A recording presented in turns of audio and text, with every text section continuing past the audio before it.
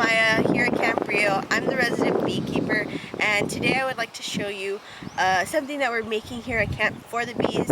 So taking care of the bees has a lot of tools involved, has a lot of extra little things, and right now I want to have camp make a really beautiful shed so that way we have a nice place to store all those tools. So follow me.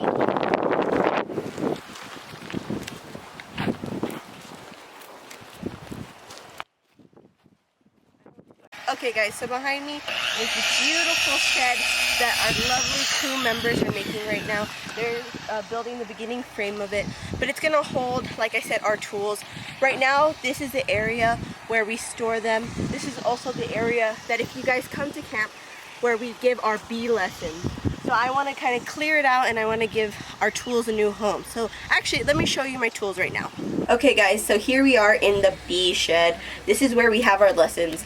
And as you can tell, this place is a little small, the ceilings are a little low, and I'm really short. So if I'm short and I can touch the ceiling, that means that it's probably a little too small. So in order to make sure that our tools are safe and sound and they can last a long time, we're gonna move them into that really cool shed that our crew is making. But right now I kind of want to show you a couple of tools, and I'm sorry about some background noise. I don't want to stop our crew from working and doing a beautiful job, so we're just gonna have to deal with it. That's kind of like at camp. Sometimes we hear noises and we have to keep on going through. So the first tool I want to show you is this smoker. The smoker is a really good tool when you want to kind of confuse your bees. If our bees can get a little bit too defensive, I like to put a little bit of smoke. It causes them to go deep into their frame, and it helps me not, I guess it prevents any like negative interaction happening between me, the beekeeper, and the bees. So the smoker is a great tool. Right now it's not lit, but if it was, obviously smoke would be coming out, and it would be it would get really smelly in here really quickly. So our next tool is the J-hook. So the J-hook is really well named because like the letter, it looks like a J. So this is kind of like a universal tool. This tool helps me separate the frames. So frames tend to stick together because bees use something called propylase, and they'll spit it onto the frames to make sure that everything is kind of cohesive and all the joints are sticking together. And as a beekeeper who wants to check those individual frames, it's kind of hard for me. So I use this J tool to kind of separate them. The next tool I have is this frame gripper. So just like its name, when I put the frame will go into here, and the gripper, when I squeeze it, it holds onto the frame. Now the reason I'll use this instead of my hands is because this is a lot more secure than my hands, and it's a lot easier to maneuver a frame with this than I'm a little clumsy, so if I were to try to grab it with my hands, sometimes it's hard. So the frame gripper is an excellent tool to use to make sure that you have a secure grip on your frame. So our last tool that I have here, this is called, it's just a regular bristle brush. Now this brush is super soft, and the reason it's super soft is because I use it to move gently the bees around. Sometimes if there's a bee on a frame that I need to get to, or if there's somewhere that I have to touch and I really don't want to like negatively affect them, I'll just use this really cool bristle brush. Now this is like a fancier way of just using my hand, but sometimes if you want to be, sometimes I want to be fancy and sometimes I want to be super gentle, and so I'll use this bristle brush. So those are a couple of the tools that we have here at camp. Yeah, so like I said, I want to make sure that these tools can be used for a long time. So that's why we're kind of moving. We're doing a quick move to the bigger shed, something a little more secure and something a little less open to the elements. Now this is a screen, really wind gets in, sometimes I've had bees in here, so I kind of want to make sure that this space is only used for learning and all our storage is into something a little more secure.